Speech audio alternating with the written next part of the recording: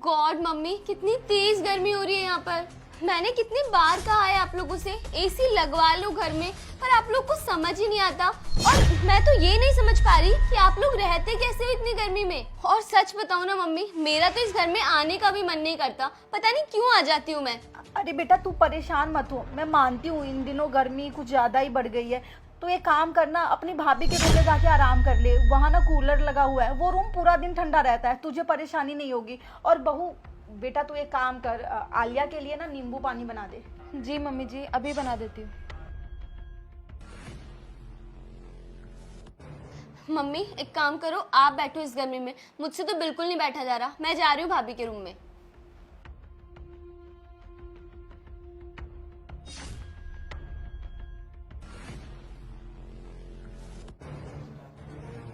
ये लो दीदी नींबू पानी।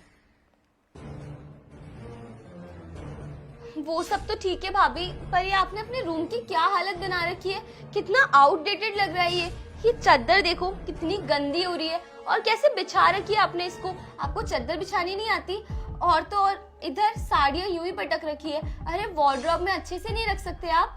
और ये ड्रेसिंग कितनी पुरानी हो गई है, अब तो निकाल दो इसे। कब तक इस पुरानी ड्रेसिंग से ही काम चलाते रहोगे आप।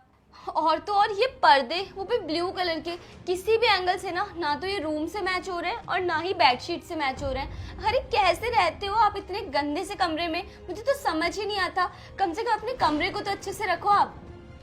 वो दीदी आपके भैया का ना भी हाथ बहुत ज़्यादा टाइट है। जैसे ही पैसे आएंगे ना हम लोग ले आएंगे और कमरा भी सही करवा लेंगे। ये सब तो ना भाभी बहाने हैं आपके। और भैया का हाथ तो हमेशा ही टाइट रहेगा, लेकिन ये ना आपकी जिम्मेदारी है कि अपने कमरे को आप अच्छे से रखो। आपको पता है, आपने मेरा रूम तो देखा ही होगा ना, मैं कितने अच्छे से उसे सजा कर रखती हूँ और कितना अच्छा लगता है मेरा रूम। और एक आपका रूम है, छी।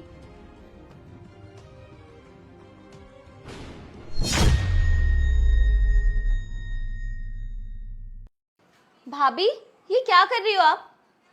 दीदी आपको इडली सांभर बहुत पसंद है ना, तो बस वही बना रही थी मैं।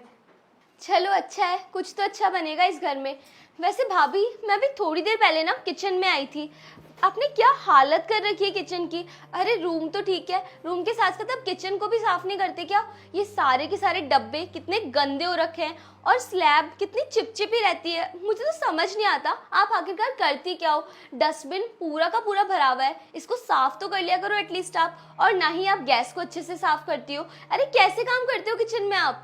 और ये किचन ना जैसी मेरी शादी से पहले थी, बिल्कुल वैसी की वैसी है। ना तो इसमें बिल्कुल भी वार्डरोब लगे।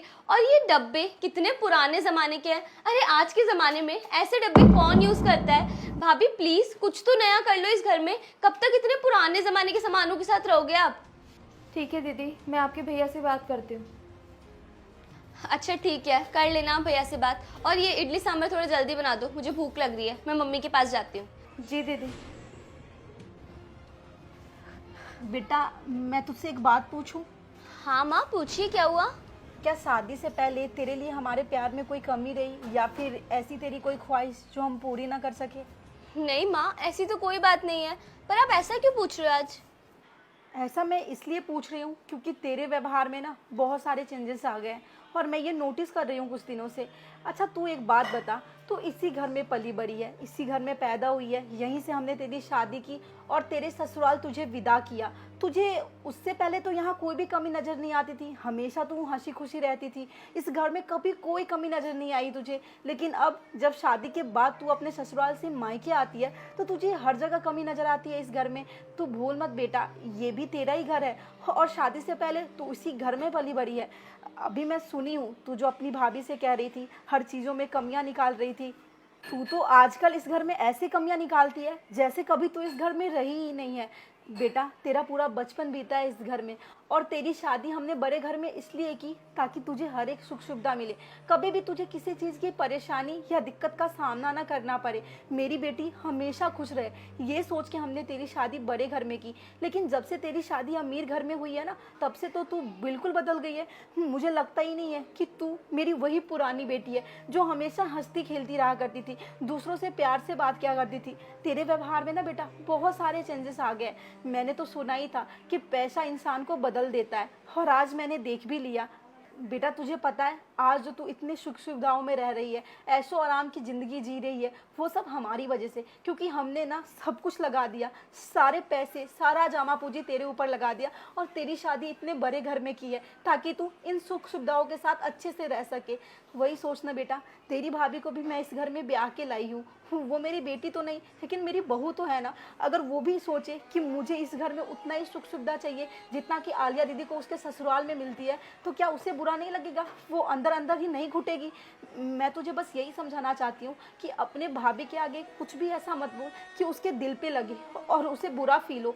तुझे तो अच्छे से पता है ना, तेरे भाई तेरे पापा दिन रात मेहनत किए थे कि तेरी शादी अच्छे घर में हो सके, और मेरा बेटा अभी भी दिन रात मेहनत करता है ताकि वो इस घर का ना सिचुएशन सुधार सके, हमारे लिए कुछ कर सके, लेकिन उससे कुछ हो नहीं पा रहा है तो उसमें उसकी भी तो कोई गलती नहीं है ना। वो इस घर को चलाने के लिए दिन रात तो मेहनत कर ही रहा है, अपने परिवार वालों को खुश रखने के लिए सब कुछ कर रहा है, लेकिन कुछ ऐसी चीज़ें हैं जो वो नहीं कर पा रहा तो हम इसके लिए उसे भी तो ब्लेम नहीं कर सकते ना।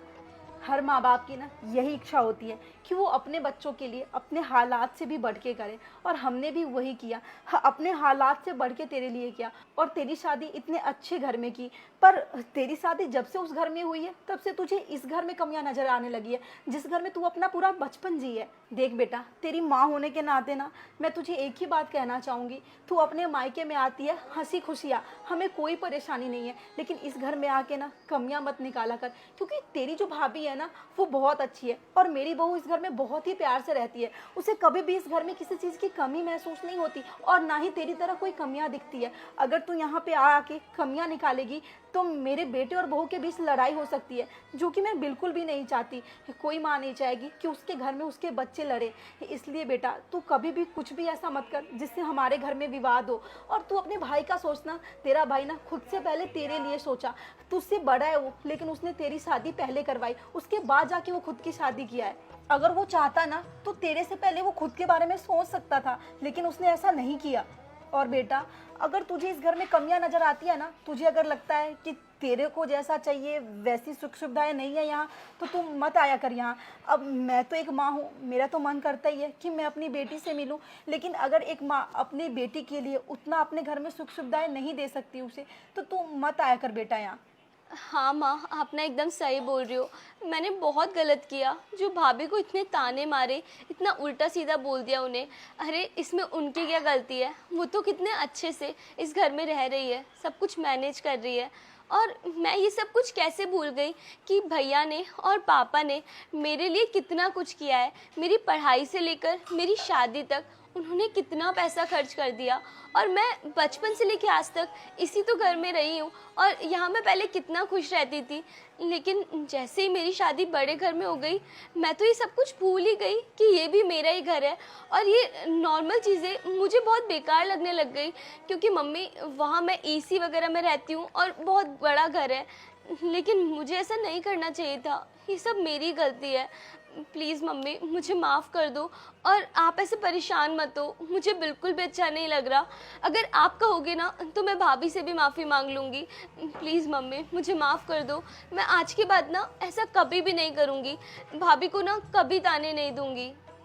अरे नहीं नहीं बेटा, तू अपनी भाभी से अब माफ़ी मांगने मत जा। अब जो तूने बोल दिया, वो भी 2 दिन बाद इस बात को भूल जाएगी। अगर तू अभी उससे माफ़ी मांगने जाएगी ना तो वो सोच में पड़ जाएगी, और फिर इन बातों को सोच के वो परेशान होगी और उसे ये सब बातें खलने लगेगी। इसलिए इस बात पे अभी मिट्टी डाल दे। मेरा फ़र्ज़ था तुझे समझाना, और मैं माँ होने के नाते तुझे समझा दी, और मुझे खुशी हुई कि मेरी बात तू समझ भी गई है। ठीक है माँ, मैं कुछ नहीं बोलूँगी भाभी से, और अब जब भी इस घर में आऊँगी ना तो एकदम हंसी खुशी से आऊँगी और कोई कमियाँ नहीं निकालूंगी। बस आप परेशान मत हो। ठीक है बेटा। बेटा सच कहूँ ना तो सच में मेरी बहू बहुत ही अच्छी है। वो मेरा बहुत ज़्यादा ध्यान रखती है, एक बेटी की तरह। मुझे कभी फील ही नहीं होने देती कि वो मेरी बहू है, और घर में सबका अच्छे से ध्यान रखती है। मम्मी जी ये लीजिए चाय। और आपने सुबह खाली पेट वाली दवाई ले ली? अरे बेटा मैं तो भूल ही गई थी, मेरे दिमाग से निकल गई ये बात कि मुझे सुबह खाली पेट दवाई लेनी होती है। कोई बात नहीं, अब मैं चाय पी लेती हूँ, उसके बाद दवाई ले लूँगी। अब एक दिन में कुछ नहीं होता, आज भूल गई तो क्या हुआ, कल से ध्यान रखूँगी। और नहीं भी ध्यान रहे मुझे तो तू है ना ध्यान रखने वाली। हाँ भाभी, मम्मी एकदम सही बोल रही है। और अब आप किचन का ही काम करते रहोगे या थोड़ी देर बैठोगे भी? बैठ जाओ ना थोड़ी देर। दीदी अभी ना आपके भैया का कॉल आया था, वो कह रहे थे आज आलिया के साथ ही लंच करूंगा, तो बस वो आने वाले हैं थोड़ी देर में, तब तक आप खाना मत खाना। ओके भाभी, आप चिंता मत करो, मैं क्या कोई भी खाना नहीं खाएगा। आज हम सब लोग ना साथ में बैठ के लंच करेंगे। ठीक है दीदी।